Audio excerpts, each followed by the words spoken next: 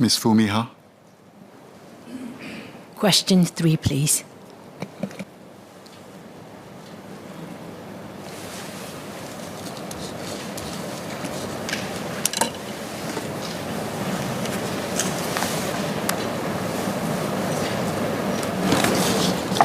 Mr. Speaker, MOF has started its review of the controls and checks in relation to COVID-19 pandemic-related procurement and expenditure since earlier this year. Respective agencies are conducting their audits on COVID-19 pandemic-related procurement and expenditure to ensure transactions are bona fide and that there is no erroneous payment. This is on top of the Auditor General's thematic audit of the COVID-19 related procurement and expenditure. The AGO's findings on HPB, MOM, and SLA were published in its report for FY 2021-2022.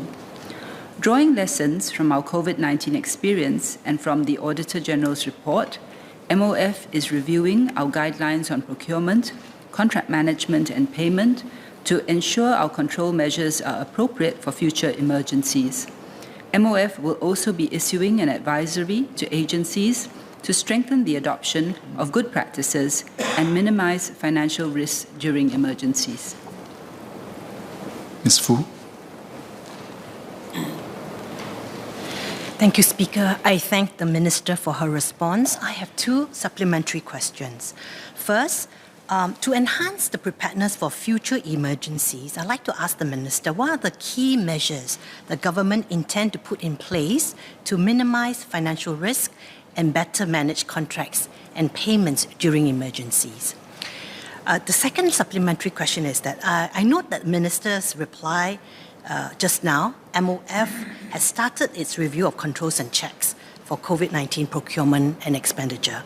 So we're now in financial year 2022.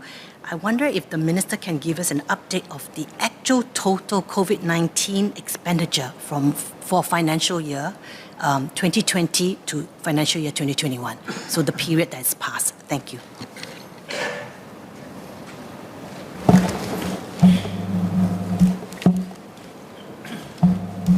Mr. Speaker, I thank the member for her supplementary questions. With respect to the first supplementary question, for COVID-19, the government had put in place a number of measures to mitigate fraud risk, such as pre-disbursement checks, anti-gaming framework, ex-post analytics, and post-disbursement audit checks to identify potential abuse or conflicts of interest.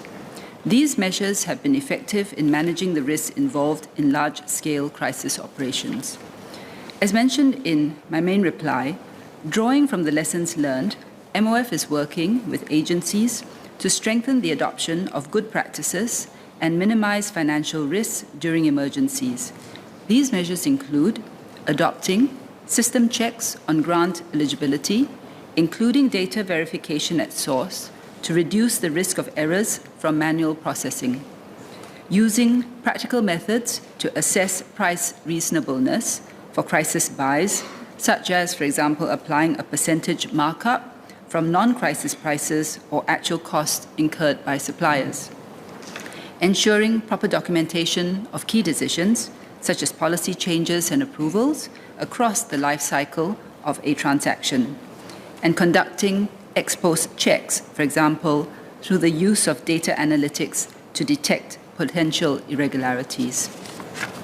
With respect to her second supplementary question on what is the actual total COVID-19 expenditure for FY20 to FY21, our actual COVID-19 budget expenditure in FY20 and 21 was $72.3 billion.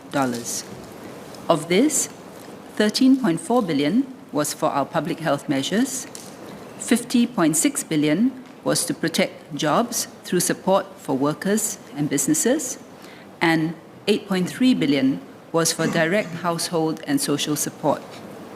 The total amount was lower than the $100 billion committed earlier due to 2 main reasons. First, the government had initially set aside loan capital in FY 2020 in anticipation of a tight credit market. But eventually, the loan capital was not needed as MAS provided low-interest capital to participating financial institutions for ESG loans through its SGD facility. Second, we had some underutilization in public health spending. We had set aside resources for public health capacity to cater for potential downside scenarios, but did not have to fully utilize these resources. The safe management measures and the cooperation of Singaporeans helped to avert severe public health outcomes. These underutilizations were offset, however, by additional funding for the various support packages rolled out to support Singaporeans and businesses over the heightened alerts and stabilization phases from May to November 2021. With these resources, we were able to save lives and livelihoods. Members can refer to MOF's occasional paper titled Assessment of the Impact of Key COVID-19 Budget Measures, which was published in February this year. An interim assessment was also published in February 2021.